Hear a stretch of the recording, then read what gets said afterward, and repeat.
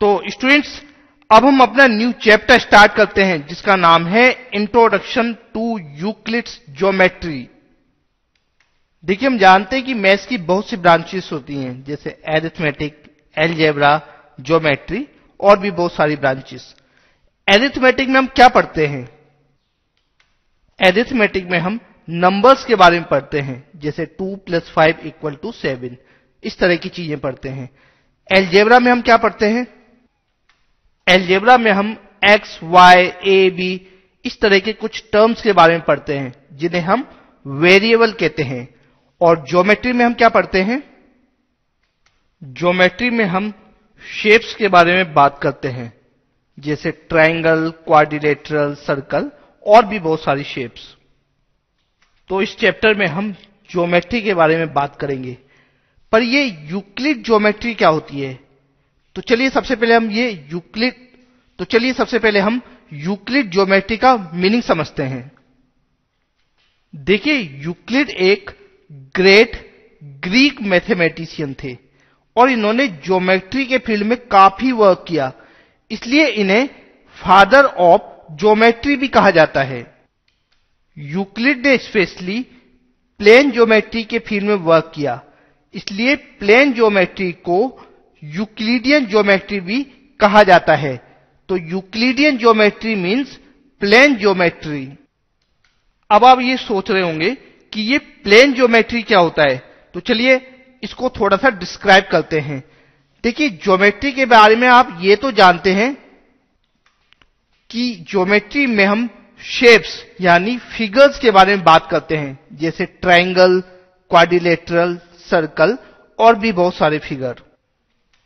लेकिन इन फिगर्स को भी दो कैटेगरीज में डिवाइड किया जा सकता है, और ये कैटेगरीज हैं प्लेन फिगर और नॉन प्लेन फिगर। देखिए, प्लेन फिगर में हम बात करते हैं उन फिगर्स की जो फ्लैट होते हैं, जैसे ट्रायंगल, क्वाड्रिलेटरल, इस तरह के फिगर्स। जबकि नॉन प्लेन फिगर्स में हम बात करते हैं उन फिगर्स की जो फ्लैट नहीं होते हैं, जैसे सिलेंडर, कोन, क्यूब या क्यूबॉइड, स्फीयर, इस तरह के फिगर्स। यहां आप दोनों तरह के फिगर्स में डिफरेंसेस को देख सकते हैं। प्लेन फिगर वो फिगर होते हैं जिनमें केवल 2 डायमेंशन होती हैं, जबकि नॉन प्लेन फिगर वो फिगर होते हैं जिनमें 3 डायमेंशन होती है, जिनमें 3 डायमेंशन होती हैं। यूक्लिड का मेन वर्क प्लेन फिगर्स के ऊपर डिपेंड था। यूक्लिड का मेन वर्क प्लेन फिगर से रिलेटेड था, इसलिए प्लेन फिगर की ज्योमेट्री यानी प्लेन ज्योमेट्री को यूक्लिडियन ज्योमेट्री भी कहा जाता है। चलिए अब हम इस चैप्टर को स्टार्ट करते हैं और सबसे पहले ज्योमेट्री से रिलेटेड कुछ इंपॉर्टेंट टर्म्स के बारे में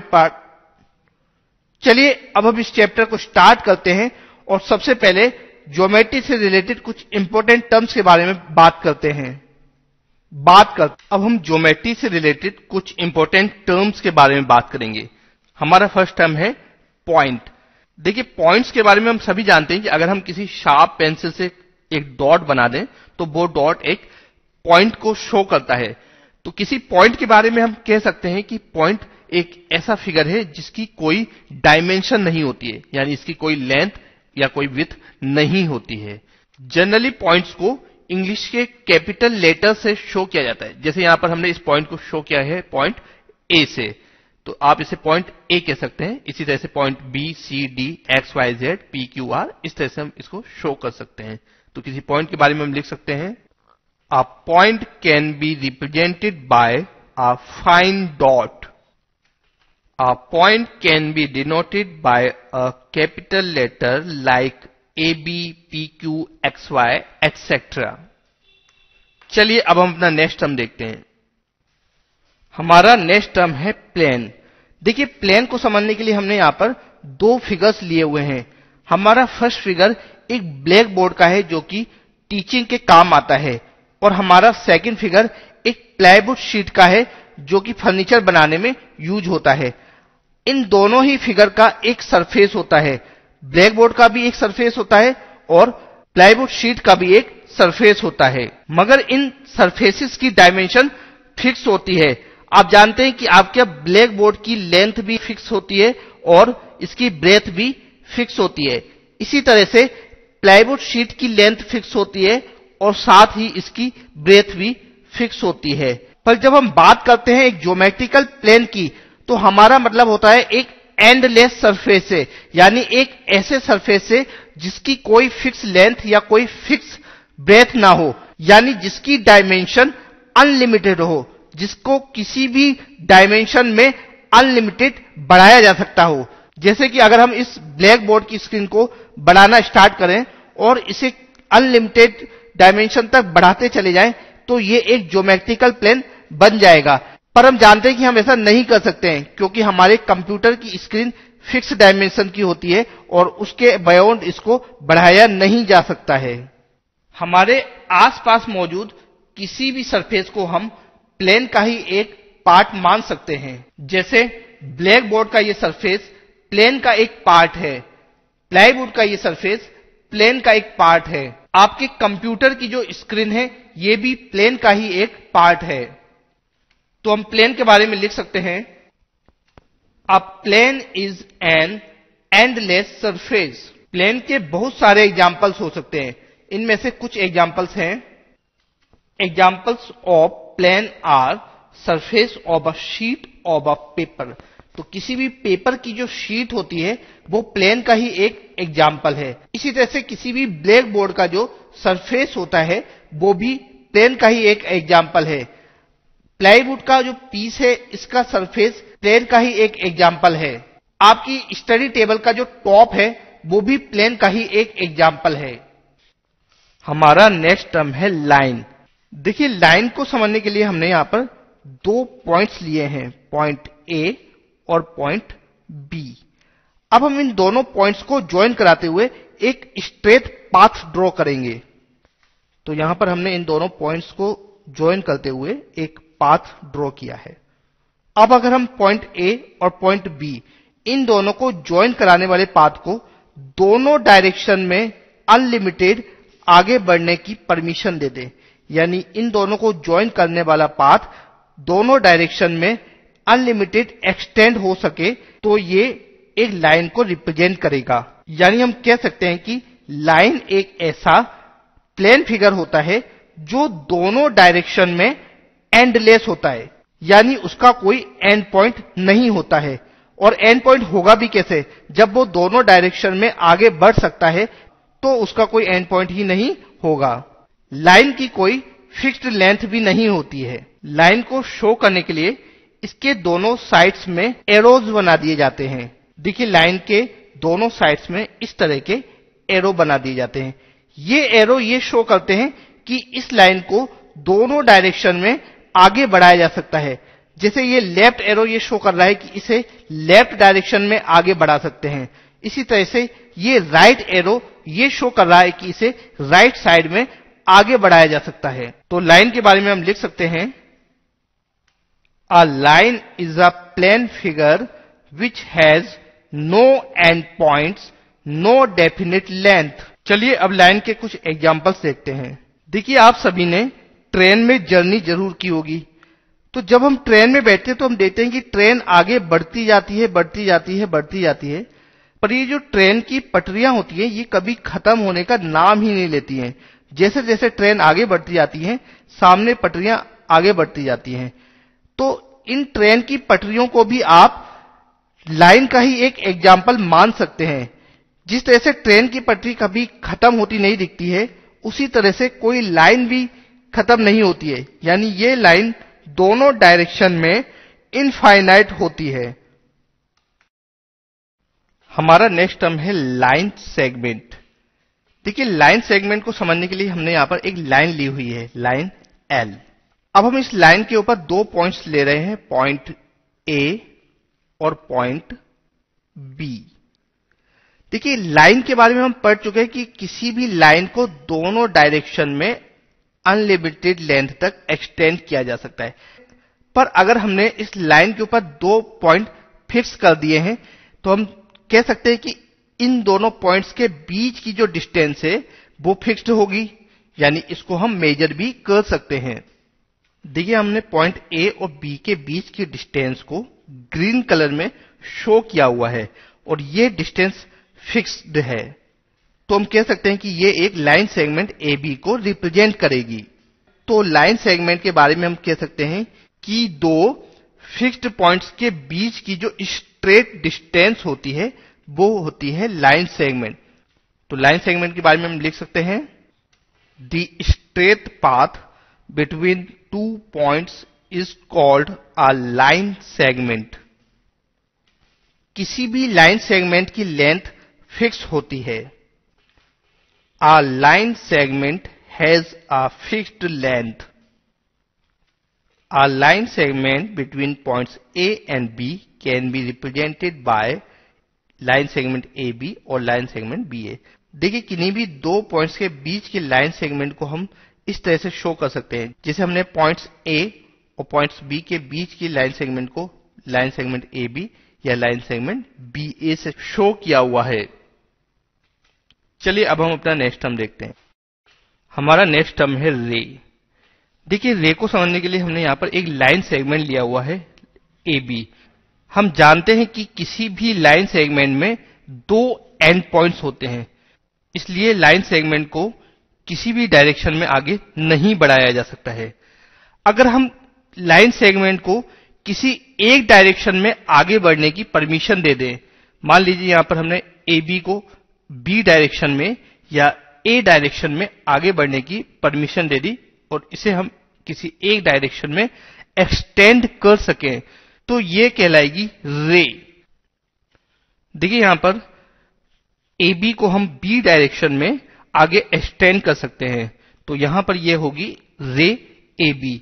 किसी भी रे में एक एंड पॉइंट होता है जिसे हम उसका इनिशियल पॉइंट भी कहते हैं। यहां पर पॉइंट ए रे ए बी का इनिशियल पॉइंट है और उस रे को दूसरे डायरेक्शन में इनफाइनाइटली एक्सटेंड किया जा सकता है।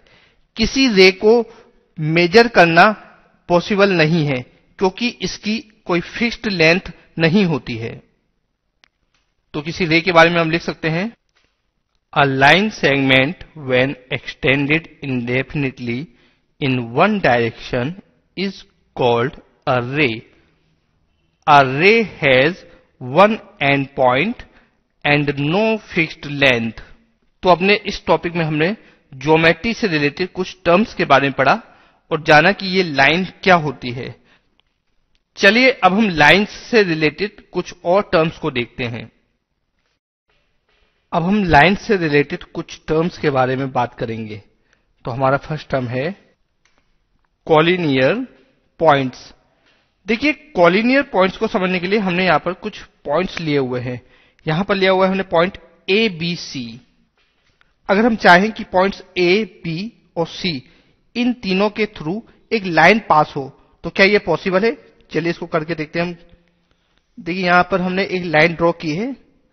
ये लाइन पॉइंट्स ए बी और सी इन तीनों के थ्रू पास होती है। इसी तरह से पॉइंट्स पी क्यू और आर, अब हम चाहते हैं कि इन तीनों के थ्रू पास होने वाली एक लाइन ड्रॉ की जाए। तो चलिए इसे करके देखते हैं। यहां हमने एक लाइन ड्रॉ की है जो P और Q के थ्रू पास हो रही है, बट ये पॉइंट R के थ्रू पास नहीं हो रही है। इसी तरह से हमने एक और लाइन ड्रॉ की है। ये लाइन पॉइंट्स Q और R के थ्रू तो पास हो रही है, बट ये पॉइंट P के थ्रू पास नहीं हो रही है। और पॉइंट P और R के थ्रू पास होने वाली लाइन पॉइंट Q के थ्रू पास नहीं हो रही है। तो यहां हमने पॉइंट्स को लेकर दो सिचुएशन देखी। हमारी फर्स्ट सिचुएशन में सारे पॉइंट्स एक ही लाइन के ऊपर एग्जिस्ट करते हैं, बट हमारी सेकंड सिचुएशन में पॉइंट्स किसी एक लाइन के ऊपर एग्जिस्ट नहीं करते हैं। तो फर्स्ट कंडीशन में जहां पर सारे पॉइंट्स किसी एक लाइन के ऊपर एग्जिस्ट करते हैं, इन्हें हम कहते हैं कॉलिनियर पॉइंट्स। तो हम कह सकते हैं पॉइंट्स ए बी और सी आर कॉलिनियर पॉइंट्स। और हमारी सेकंड सिचुएशन में जहां पर सारे पॉइंट्स किसी एक ही लाइन के ऊपर एग्जिस्ट नहीं करते हैं, उसे हम कहते हैं नॉन कॉलिनियर पॉइंट्स। तो यहां पर हम कह सकते हैं पॉइंट्स P, Q और R are non collinear points.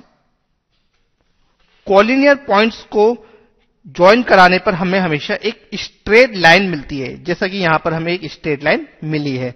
But non collinear points को ज्वाइन कराने पर हमें हमेशा एक पॉलीगन मिलता है, जैसे कि यहां पर पॉइंट्स P, Q और R को ज्वाइन कराने पर हमें एक ट्राइंगल मिला है। इसी तरह से 4 नॉन कॉलिनियर पॉइंट्स को ज्वाइन कराने पर हमें क्वाड्रिलेटरल मिलता है। तो कॉलिनियर पॉइंट्स के बारे में हम लिख सकते हैं 3 or more than 3 points are said to be collinear if a straight line can be drawn passes through them। चलिए अब हमारा नेक्स्ट टर्म देखते हैं।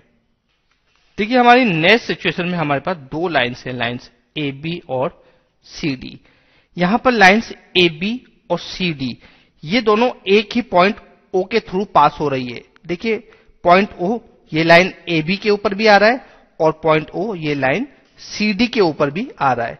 तो जब दो लाइन्स किसी एक ही पॉइंट के थ्रू पास होती हैं, या हम कह सकते हैं कि जब दो लाइन्स में कोई एक ही पॉइंट कॉमन होता है, तो उन लाइन्स को हम कहते हैं इंटरसेक्टिंग लाइन्स। तो यहां पर लाइन्स AB और CD ये दोनों लाइन्स कहलाएंगी इंटरसेक्टिंग लाइन्स।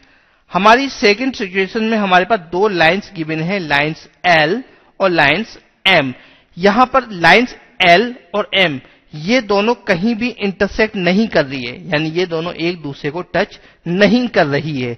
इवन अगर हम इन दोनों लाइन्स को आगे एक्सटेंड भी कर देते हैं, तो हम देखते हैं कि ये दोनों लाइन्स आगे भी कहीं एक दूसरे को टच नहीं करेंगी। तो जब दो लाइन्स इस तरह से सिचुएटेड हो कि वो एक दूसरे को इंटरसेक्ट नहीं करे, तो उन लाइन्स को हम कहते हैं पैरेलल लाइन्स। पैरेलल लाइन्स के किसी भी पॉइंट पर उन दोनों लाइन्स के बीच की जो डिस्टेंस होती है वो हमेशा इक्वल होती है। आप देख सकते हैं इस तरह से हम किसी भी पॉइंट पर अगर इन दोनों लाइन्स के बीच की डिस्टेंस को मेजर करेंगे तो वो डिस्टेंस हमेशा इक्वल आएगी, यानी ये तीनों पार्ट्स आपस में इक्वल होंगे। तो इंटरसेक्टिंग लाइन्स के बारे में हम लिख सकते हैं two lines having a common point are called intersecting lines. The common point is called point of intersection. Here AB and CD are intersecting lines and O is point of intersection। इसी तरह से parallel lines के बारे में हम लिख सकते हैं two lines are called parallel lines if they do not have a common point. It means they do not intersect each other. The distance between two parallel lines always remains same। तो अभी हमने line से related कुछ terms के बारे में देखा। चलिए अब हम कुछ बेसिक ज्योमेट्रिकल कंसेप्ट को समझते हैं। अब हम ज्योमेट्री से रिलेटेड कुछ बेसिक कंसेप्ट्स के बारे में बात करेंगे। हमारा फर्स्ट टर्म है पोस्टुलेट। देखिए मैथ्स में बहुत सी प्रॉपर्टीज होती हैं। इन प्रॉपर्टीज में से कुछ प्रॉपर्टीज ऐसी होती हैं जिन्हें हम प्रूव कर सकते हैं, जैसे किसी ट्रायंगल के तीनों एंगल्स का सम होता है 180 डिग्री। इसे हम प्रूव कर सकते हैं। इनफैक्ट इस क्लास में हम इसे आगे प्रूव भी करेंगे। बट कुछ प्रॉपर्टीज ऐसी होती है जिन्हें हम मैथमेटिकल प्रूव नहीं कर सकते हैं, जैसे किसी पॉइंट के थ्रू इनफाइनाइट लाइंस पास हो सकती हैं। आप देख सकते हैं कि किसी भी पॉइंट के थ्रू इनफाइनाइट लाइंस पास हो सकती हैं, तो हम अपने ऑब्जर्वेशन से इसे ट्रू मान सकते हैं। बट अगर हम इसे प्रूव करना चाहें तो ये पॉसिबल नहीं है। तो मैथ से रिलेटेड वो प्रॉपर्टीज जिन्हें हम प्रूव नहीं कर सकते हैं उन्हें हम कहते हैं पोस्टुलेट।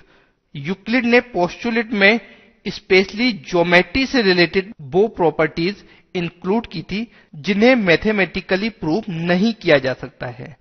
तो हम पोस्टुलेट्स के बारे में लिख सकते हैं the basic facts related to geometry which are taken for granted without proof are called postulates. Euclid ने अपनी बुक एलिमेंट्स में 5 पोस्टुलेट्स दिए थे, जिन्हें उनके नाम पर ही यूक्लिड्स 5 पोस्टुलेट्स कहा जाता है। तो अभी हम देखते हैं कि ये पोस्टुलेट्स क्या हैं। ये पोस्टुलेट कुछ इस तरह की प्रॉपर्टीज थी। अ स्ट्रेट लाइन में be drawn from any one point two any other point, यानी कि दो पॉइंट्स के थ्रू एक स्ट्रेट लाइन ड्रॉ की जा सकती है। A terminated line can be produce indefinitely, किसी टर्मिनेटेड लाइन को इनडेफिनेटली प्रोड्यूस किया जा सकता है। इन पोस्टुलेट्स के बारे में हम डिटेल में इस चैप्टर में आगे पढ़ेंगे। अभी हमारा मेन कंसर्न है कि आप ये जान सकें कि ये पोस्टुलेट्स क्या होते हैं। तो पोस्टुलेट्स वो ज्योमेट्रिकल प्रॉपर्टीज होती हैं जिन्हें हम प्रूव तो नहीं कर सकते हैं बट जो ट्रू मानी जाती है। चलिए अब हमारा नेक्स्ट टर्म देखते हैं। हमारा नेक्स्ट टर्म है एक्सियोम्स। देखिए एक्सियोम्स को समझने के लिए हम एक एग्जांपल देखते हैं। हमारे पास मैथ से रिलेटेड एक प्रॉपर्टी है, if equals are added to equals the wholes are equal, यानी जब इक्वल क्वांटिटी में इक्वल क्वांटिटी ऐड की जाती है तो जो टोटल मिलता है वो भी आपस में इक्वल होता है।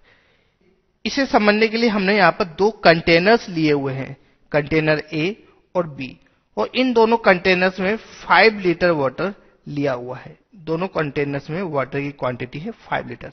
तो हम कह सकते हैं कि दोनों में इक्वल वाटर है। अब अगर हम इन दोनों कंटेनर्स में इक्वल वाटर और ऐड कर दें, सपोज हम इन दोनों में 2 लीटर वाटर्स को ऐड कर दें, तो यहां पर फर्स्ट कंटेनर में हमारे पास टोटल वाटर होगा 5 + 2 7 लीटर। इसी तरह से सेकंड कंटेनर में भी हमारे पास वाटर होगा 5 + 2 7 लीटर। तो यहां हम देखते हैं कि जब हम इक्वल क्वांटिटी 5 लीटर में इक्वल क्वांटिटी यानी 2 लीटर ऐड करते हैं तो हमारे पास जो टोटल क्वांटिटी आती है वो भी आपस में इक्वल है, यानी दोनों में ही 7 लीटर वाटर आता है। तो यहां पर ये जो प्रॉपर्टी है इसे हम मैथमेटिकल प्रूव नहीं कर सकते हैं, बट अगर हम इसे केयरफुली ऑब्जर्व करें तो हम देख सकते हैं कि ये ट्रू है। और साथ ही ये प्रॉपर्टी मैथ्स की किसी भी ब्रांच में यूज की जा सकती है। तो ऐसी प्रॉपर्टीज जिन्हें मैथमेटिकल प्रूव नहीं कर सकते हैं बट जो ट्रू मानी जाती हैं और साथ ही जिन्हें मैथ्स की किसी भी ब्रांच में यूज किया जा सकता है, उन्हें हम कहते हैं एक्सियोम्स। इससे पहले हमने पढ़े थे पोस्टुलेट्स, और पोस्टुलेट्स में हमने देखा था कि पोस्टुलेट्स उन प्रॉपर्टीज को कहते हैं जो ज्योमेट्री से रिलेटेड होती हैं, जबकि एक्सियोम्स मैथ्स की किसी भी ब्रांच में यूज की जा सकती हैं। तो एक्सियोम्स के बारे में हम लिख सकते हैं, the basic facts which are taken for granted without proof are called axioms. चलिए अब हम अपना नेक्स्ट टर्म देखते हैं। हमारा नेक्स्ट टर्म है स्टेटमेंट। देखिए कोई भी सेंटेंस जिसे हम जज कर सकें कि वो ट्रू है या फॉल्स है उसे हम कहते हैं स्टेटमेंट। यानी स्टेटमेंट से हमारा मतलब होता है किसी भी इंफॉर्मेशन से। अब ये इंफॉर्मेशन ट्रू भी हो सकती है और फॉल्स भी। तो किसी स्टेटमेंट के बारे में हम लिख सकते हैं, a sentence which can be जज टू बी ट्रू और false is called a statement. अब हम कुछ सेंटेंस को देखेंगे और ये चेक करेंगे कि क्या वो स्टेटमेंट्स हैं। हमारा फर्स्ट सेंटेंस है, there are 7 days in a week. किसी वीक में 7 डेज होते हैं। हम जानते हैं कि किसी भी वीक में 7 डेज होते हैं, यानी ये ट्रू है, तो इसे हम एक ट्रू स्टेटमेंट कह सकते हैं। हमारा सेकंड सेंटेंस है, there are 8 days in a week. देखिए यहां पर हमें ये इंफॉर्मेशन मिल रही है कि वीक में 8 डेज होते हैं। अब यहां इंफॉर्मेशन मिल रही है इसलिए इसे हम कहेंगे स्टेटमेंट, ये एक स्टेटमेंट होगा। बट गिवन इंफॉर्मेशन रॉन्ग है क्योंकि वीक में 8 डेज नहीं होते हैं, इसलिए ये एक फॉल्स स्टेटमेंट होगा। तो हमारा सेकंड सेंटेंस एक फॉल्स स्टेटमेंट है। अब हमारा थर्ड सेंटेंस देखते हैं, what is the colour of your pen. देखिए यहां पर हमसे एक क्वेश्चन पूछा जा रहा है कि आपके पेन का कलर क्या है, या हमें कोई इंफॉर्मेशन दी नहीं जा रही है बल्कि एक क्वेश्चन को पूछा जा रहा है, इसलिए ये कोई स्टेटमेंट नहीं होगा। Not a statement, it's a question. हमारा फोर्थ सेंटेंस है, please give me a pen. देखिए इस सेंटेंस में कोई इंफॉर्मेशन नहीं दी जा रही है बल्कि ये एक ऑर्डर या एक रिक्वेस्ट हो सकती है, तो हम कह सकते हैं कि ये भी कोई स्टेटमेंट नहीं होगा। Not a statement, it's an order और रिक्वेस्ट। हमारा नेक्स्ट सेंटेंस है व्हाट अ कूल डे। देखिए यहां पर ये एक एक्सक्लेमेटरी सेंटेंस है और कोई भी एक्सक्लेमेटरी सेंटेंस स्टेटमेंट नहीं होता है। Not a statement, it's an exclamatory sentence. तो यहां इन एग्जाम्पल से क्लियर है कि कोई भी क्वेश्चन, ऑर्डर, रिक्वेस्ट या एक्सक्लेमेटरी सेंटेंस स्टेटमेंट नहीं होता है। चलिए अब हम अपना नेक्स्ट टर्म देखते हैं। हमारा नेक्स्ट टर्म है थ्योरम्स। देखिए हम जानते हैं कि मैथ्स में बहुत सारी प्रॉपर्टीज होती हैं और हमने ये भी पढ़ा है कि इन प्रॉपर्टीज में से कुछ प्रॉपर्टीज को हम मैथमेटिकल प्रूफ नहीं कर सकते हैं, जिन्हें हम कहते हैं एक्सियोम्स या पोस्टुलेट्स। अब जिन प्रॉपर्टीज को हम मैथमेटिकल प्रूफ कर सकते हैं, जैसे the sum of the interior angles of a triangle is 180 degree. किसी भी ट्राइंगल के इंटीरियर एंगल्स का सम होता है 180 डिग्री। या the sum of the angles of a quadrilateral is 360 degree. किसी भी क्वाड्रिलेटरल के एंगल्स का सम होता है 360 डिग्री। तो इस तरह की मैथमेटिकल प्रॉपर्टीज जिसे हम प्रूव कर सकते हैं उसे हम कहते हैं थ्योरम्स, और जिन्हें हम प्रूव नहीं कर सकते हैं उन्हें हम कहते हैं एक्सियोम्स या पोस्टुलेट्स। तो थ्योरम्स वो मैथमेटिकल प्रॉपर्टीज हैं जिन्हें हम प्रूव कर सकते हैं। तो थ्योरम्स के बारे में हम लिख सकते हैं a mathematical statement whose truth has been proved is called a theorem। तो इस क्लास में हम काफी सारी थ्योरम्स को प्रूव भी करेंगे। अभी हमने कुछ बेसिक ज्योमेट्रिकल कंसेप्ट्स के बारे में पढ़ा। चलिए अब हम यूक्लिड के द्वारा दिए गए कुछ पोस्टुलेट्स को देखते हैं। हमारा नेक्स्ट टॉपिक है यूक्लिड्स 5 पोस्टुलेट्स। देखिए पोस्टुलेट्स के बारे में हम इस चैप्टर के स्टार्टिंग में पढ़ चुके हैं। पोस्टुलेट्स और एक्सियोम्स ये दोनों कुछ ऐसी मैथमेटिकल प्रॉपर्टीज होती हैं जिन्हें हम प्रूव नहीं कर सकते हैं। एक्सियोम्स वो प्रॉपर्टी होती हैं जो मैथ्स की किसी भी ब्रांच में यूज की जा सकती हैं, जबकि पोस्टुलेट्स वो प्रॉपर्टीज होती हैं जो ओनली ज्योमेट्री से रिलेटेड हैं। यूक्लिड ने 5 पोस्टुलेट्स दिए थे और अब हम उनको डिटेल में स्टडी करेंगे। हमारा फर्स्ट पोस्टुलेट है A straight line may be drawn from any one point to any other point। देखिए इस पोस्टुलेट के अकॉर्डिंग किन्हीं 2 पॉइंट से केवल एक ही लाइन ड्रॉ की जा सकती है। तो इसको हम एक फिगर की हेल्प से समझते हैं। यहां हम 2 पॉइंट्स ले रहे हैं, पॉइंट A और पॉइंट B। अब हम पॉइंट्स A और B के थ्रू पास होने वाली कुछ लाइंस को ड्रॉ करेंगे। ये देखिए हमने एक लाइन ड्रॉ की है जो पॉइंट A और पॉइंट B के थ्रू पास होती है। अब हम एक और लाइन ड्रॉ करेंगे जो इसके थ्रू पास हो रही है। तो जब हम सेकेंड लाइन को ड्रॉ कर रहे हैं तो हम देख रहे हैं कि ये लाइन हमारी फर्स्ट लाइन को ही ओवरलैप कर रही है, यानी ये दोनों लाइन एक ही लाइन को रिप्रेजेंट करती है।